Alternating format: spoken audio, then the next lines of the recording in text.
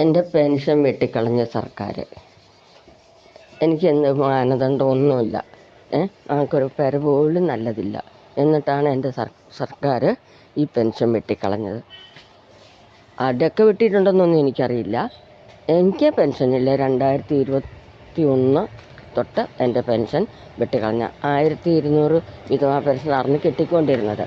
ആ കിട്ടിക്കൊണ്ടിരുന്ന വിധവാ പെൻഷൻ ഞാൻ തയ്യൽ ക്ഷേമനിധിക്ക് അപേക്ഷ വെച്ചപ്പോൾ 2019 ജൂലൈയിൽ അപേക്ഷ വെച്ചപ്പോൾ ഓഗസ്റ്റ് തൊട്ട് അത് 600 ആ 600 2021 വെട്ടിക്കളഞ്ഞു.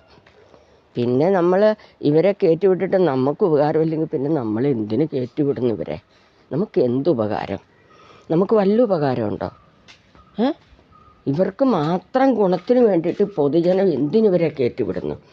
നമുക്കും കൂടെ ഗുണം കിട്ടിയിട്ട് വേണ്ടേ ഇവരെ കയറ്റിവിട്ടിട്ട് നമുക്ക് ഗുണമുള്ളൂ?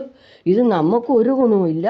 ഇവരെ കയറ്റിവിട്ട് ഇവർക്ക് ഗുണം ഉണ്ടാക്കുക, ഇവർക്ക് സ്നേഹിക്കുക, ഇവർക്ക് ജീവിക്കുക.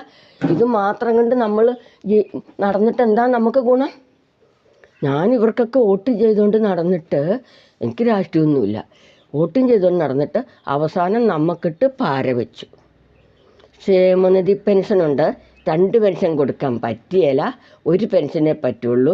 അപ്പോൾ 2 പെൻഷൻ പുള്ള് മേടിക്കുന്നവരുണ്ട്, 2 പെൻഷൻ പകുതി, 1 പെൻഷൻ മുഴുവനും 1 പെൻഷൻ്റെ പകുതിയും കിട്ടുന്നവരുണ്ട്. ഇതൊക്കെ എൻ്റെ അയൽവക്കത്ത് കിട്ടുമ്പോൾ എനിക്കത് അറിയാമല്ലോ ഇന്നാർക്ക് കിട്ടിയിട്ടുണ്ടെന്ന്.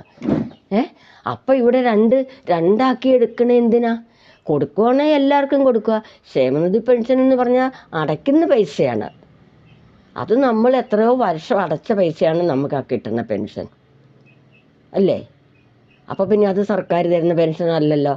സർക്കാരിൻ്റെ പെൻഷൻ 2 വാങ്ങാൻ പറ്റില്ല, അത് 1 നമുക്ക് കിട്ടത്തുള്ളൂ. ആ വിധവാ പെൻഷനാണ് വെട്ടിക്കളഞ്ഞത്. പകുതി 600, ആ 600 വെട്ടിക്കളഞ്ഞു. ഞാൻ മരുന്ന് മേടിക്കുന്ന ആളാണ്, എനിക്ക് പ്രായമൊക്കെ ഉള്ള ആളാണ്.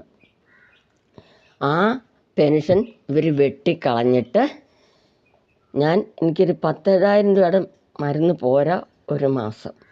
എനിക്കൊരു മോനേ ഉള്ളൂ. എനിക്ക് 3-4